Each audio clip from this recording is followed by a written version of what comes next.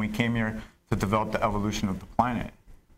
So that's what's important, and a lot of people in the New Age community are trying to veer people away from that and say, hey guys, look at this, look at this, look at this, all this fancy New Age, wow, like crazy stuff, and it's turning people away from their true purpose. And even within, like, you know, psychedelic festivals and parties, like all that stuff is great, and I think it's a good tool to expand your mind. But even within those communities, there's a lot of deception and people they're not evolving the way they need to evolve because they're being blocked by escapism. A lot of escapism going on within the New Age community. All right, because you know, you look around, and I mean, sometimes you know, I'm aware of a lot of this stuff, and you know, you look and see what's happening with the economy and with what the bankers are doing or what the government is doing, and you can get kind of discouraged, right? And you see people on the streets that are in trouble, whether they're homeless or they're mentally unhealthy or whatever, right? We see a lot of bad stuff, and trying to maintain optimism and a healthy attitude. I mean, what do you guys say how to do that? Like, do you have any suggestions or comments? I think the most important thing is to get informed. I think the only thing that's lacking in this world is information, is consciousness. And we're coming out of the dark ages, and now with the internet, and people, like, ignorance is no longer an excuse now. Enough people can learn how to read and write and use the internet, they can start to understand what's going on. One of my favorite movies out there exposes a lot is Thrive, and it shows why aren't we thriving in this world, what's preventing us. Enough people out there demand free energy device, we get that. Then we don't need money. It's coming too. By the way, the free energy cat is out of the bag. That's right. It's going to hit this year. It's coming this year? Right. Okay. Yeah, Oh, we should talk to Hunter about that. Hunter could have told us about that. I don't know if he knows about that. And it cures for all the diseases, everything. We can live in a world like Star Trek, much better than what we have now. And when people understand, they start to question, how come the ancient civilizations like Atlantis, how come they were so much better? What did they do? Yes. What did they know? This is what happened. This is the fall. You know, the people who are living in North America and Europe, it's similar to what happened in Atlantis. Well, you know, and sometimes I wonder if it's ever possible to achieve that kind of civilization here on the reality plane. We're going back to that. Without it always inevitably falling. Because it always takes one bad apple to spoil the whole bunch, right? Everybody can be happy, but one madman with a nuclear bomb can spoil your whole day, right? Or, you know, or the whole myth of the Tower of Babel, right? That on this plane, I'm just wondering, maybe we never get a chance to really perfect our mojo somehow as a collective civilization, because it's not about that somehow. I don't know. I think it's tying this back into alchemy. It's all alchemy. It's an alchemical process, and Joe's going around with his crystal blasting people, and that's alchemy. He's performing alchemy, and I perform alchemy. I consult with people. What is alchemy to you? Alchemy is transmuting it's metaphor transmuting lead into gold. So we're like lead. We're like you're saying about, you know, you walk around the streets of Toronto, you see all these depressed people. They're like lead, and we need to transmute into gold. We need to. I can go really deep into this. I'm actually writing a book about this right now, and I can get into a cosmological view. But we're, you know, generally is we need to be in alignment with the universe, and we need when we're living from the heart. That's, you know, step one is getting informed, but step two is, okay, well, how do we, you know, all this bad stuff is happening. Yeah, great. We can tune into Alex Jones and all these people, but what's the solution? That's the problem. What's the solution? It's living from the heart, coming from a place of love, being in alignment with I like to call it the solar consciousness, embodying the soul.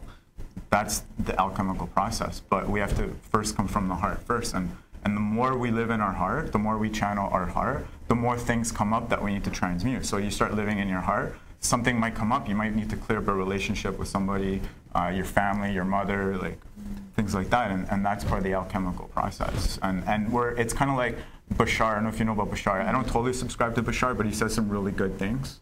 And he says that, you know, it's called the slingshot effect. It's when the society gets so bad that we're like, holy shit.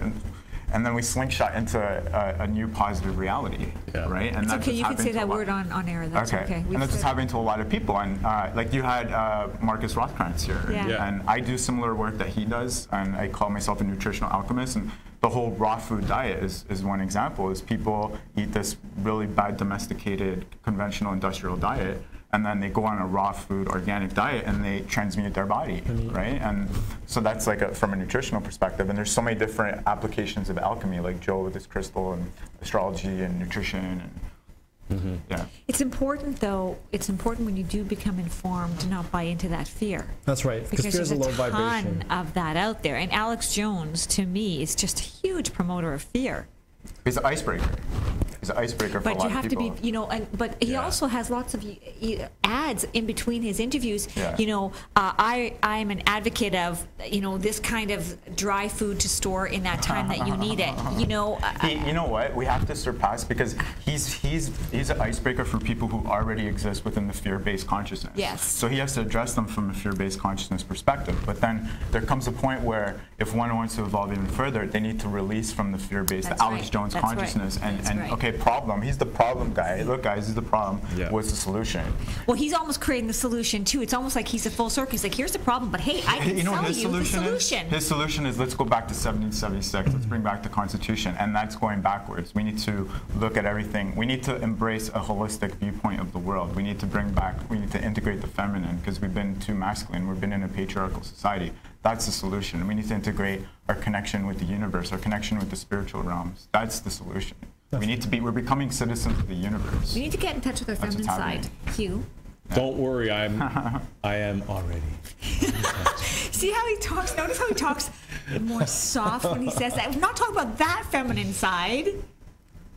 But it has to do with love and healing, because that's the vibration of 2013. That's what I'm talking about. Thank you very much. 2013 is the year of the crystal. If you add up numbers in 2013, it's number 6. And when you look at natural crystals, they have 6 sides. Snowflakes have 6 sides. Honeycombs have 6 sides. So it's a higher frequency.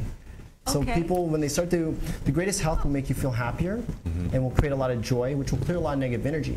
And when you feel that in your body, it's easier to go from your head into your heart. A lot of people have forgotten how to live like a child from within. And that's the only way we can enter these higher dimensional states of consciousness, is to move back into the heart, because the heart's unified. The heart is the midpoint between heaven and earth, right? Where when we're in our heart, we're actually channeling our soul, and we're actually, the heart is the heart is the modem to our sun, which is the server to the universe, which is the internet. So the heart chakra is the middle chakra of all the chakras, and the upper chakras are the universal, they're the chakras of the heavens, and the lower chakras are the chakras of earth. And we've been very earthbound, and when we're very earthbound, it's male dominant. Like, we're excessively male on earth, but the male dominant within us resonates with the female externally, because the earth is feminine, and the feminine within us, which is the higher chakras, the intuitive side, the right brain, correlates with the masculine externally, which is the heavenly father. It's the heavens. It's the interdimensional. So that's the balance. That's the balance, and that's the whole point. We're trying to find that balance, become whole brains, because society is very left-brained, and like you see, like some people are very left-brained, but a lot of the New Age indigo children are very right-brained, and they're here to balance out society. But what we're headed towards is unity and integration of both. And so I think you guys are like indigos. Would you agree with that? Yeah, we're born. The first wave of indigos was in the early '80s, and as I don't like to label indigo children. I'm an astrologer, and that's when Neptune was aligned with the galactic center. Okay. So when Neptune, that's the Neptune conjunct the galactic center generation. But not everybody born in that time carries that energy. I happen to have my planets, my sun and my rising sign aspect Neptune in the galactic center. So I'm a conduit of that energy. Same with Joe. He's got Neptune there too, and it trines his rising sign, right? So. And you have you're on the cusp of Sagittarius Capricorn, as you guys were talking about, right? My ascendant. Your ascendant. So your ascendant is aligned with the galactic center. So that's why what you're doing media, you're talking about these kinds of things. You're talking about, because the galactic center is a symbol for consciousness beyond our earthbound perspective, right? And people like Oprah has aspects. I think Oprah is a galactic center rising too, something like that. So that's why she's bringing all these New Age things into the major media. Okay, while we're talking about astrology, let's talk, because we talked a little bit with Hunter just before you guys came on. And Carmen, from your point of view as an astrologer, what's going on right now? And in 2013, how does that resonate with the crystal, the year of the crystal? The main thing going on right now, this is the main thing that I want to address is, there's currently a Uranus. I'm a little bit different than Hunter. Hunter's more of like a traditional style astrologer, I'm more of a New Age astrologer. Yeah. in the 60s when we had that huge wave, when people started waking up, Woodstock and all that stuff, that was the beginning of the current Uranus-Pluto cycle. Every 2 planets form a cycle, right? So that was the beginning of that was a Uranus-Pluto conjunction. So that's when we had this big wave of awakening, right? Now, every 40 years, it's the next major piece of that cycle. It's kind of like the moon cycle. So the 60s was like the new moon of that cycle. Now we're in the first quarter moon of that cycle. And this just started like last year, and it's for the next 2.5 years. So whatever was implemented in the 60s is now resurfacing now, but now we're perfecting. In the 60s, we were just planting seeds. You know, they say the new moon is the time to plant seeds. We're planting seeds. Now, this is called the crisis in action period. So now the seeds that were planted then, we're perfecting, like we're refining. And then in 40 years from now, we're going to be in the full moon part of it, which is the climax. So from now until the next 40 years, like between now and the next 40 years, that's when we're going to really see the big changes that are going to happen. Right now, this is the action time. Uranus in Aries rules revolution, and Pluto in Capricorn rules transformation in social structures, like governments, religious structures. So this is the period where the revolution needs to happen. The people like Facebook, people sharing information, and then so we're implementing all these things now. And then in 40 years from now, we're going to probably be in this utopian society that we've been dreaming about. And it's by no coincidence that the Uranus-Pluto square that we're in right now is like right on December 21st, 2012. That happened to be right in that point. It's very significant. So do you think that we're going to have major breakout of stuff like 60s style? Happening. Well, it is, but the thing is now is we're more grounded. Like in the 60s, it was just flower children and all this crazy stuff, and now we're becoming more grounded. Like we're integrating. We also have a lot of like the indigo kids and those kinds of things who are helping to ground the energy. Ground the energy, and we're more like we can implement it in the world better because now we have the internet. Now we're creating our own social structure now, but then we were still operating within the framework of the powers that be, of the governments that were there. Right, So, and now we have to reinvent it because those systems are crumbling. That's right. Totally. And ADHD is a gift. It means attention dialed to higher dimensions. So the kids come in with attention a higher dialed. They come in with a higher DNA activation, and they know things, and that's why school's too boring for them. Yes. Can we talk a little bit about, Joe, about your connection to the Pleiades and Sirius and all of that stuff? That's right. So you want to talk a little bit about that? Absolutely. And I believe there's a term that a lot of people are familiar with. It's called starseed. Well, this is the thing that's happening in our world right now. Is a lot of starseeds from different star systems came here to bring in a lot of light. And our mission is when we first get here, we got to remember who we are, where we came from, what our mission is, and how to be heart-centered in the time that we're here. Because a lot of starseeds come here, they don't even sprout. So starseed versus a non-starseed. What's a non-starseed? I'd say people who are just like, who are just souls that just never incarnated on another planet. So they incarnated, they're human, they're a human starseed then. Is that what you would say they are? Human souls. They initiated their incarnation in human souls, and some of us are older souls, like we started our incarnation in another star system. Do you guys know where you're from? Yes. Can we talk about that? I'm from Sirius B. Okay. And then I lived there, and then I came down to the Pleiades. Okay. And then I lived there too, and before I came to Earth during ancient Lemuria and Atlantis. Okay. And if we were to look at the whole universe, like the flower life pattern, top of it, right now, this is the galactic center right here. And then as you get closer down to the middle here, you got Sirius, and then there's Pleiades, and then Earth is at the bottom. And it's the same kind of cut inside my crystal.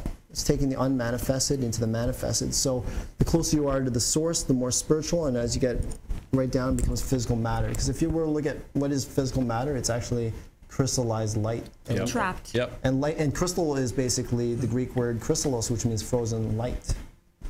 So now, when you, as a Sirius B, and being, were you a humanoid? Yes. Okay, yes. So you walked on 2 legs and had 2 eyes. Did you eat? Yes. And absolutely. which dimension did you reside in? A lot of people have told me I'm a 14th dimensional being, and I've been to realms where everything's put in crystal containers, star tetrahedron shaped. And outside of that, nothing has been created yet. And the universe is constantly expanding.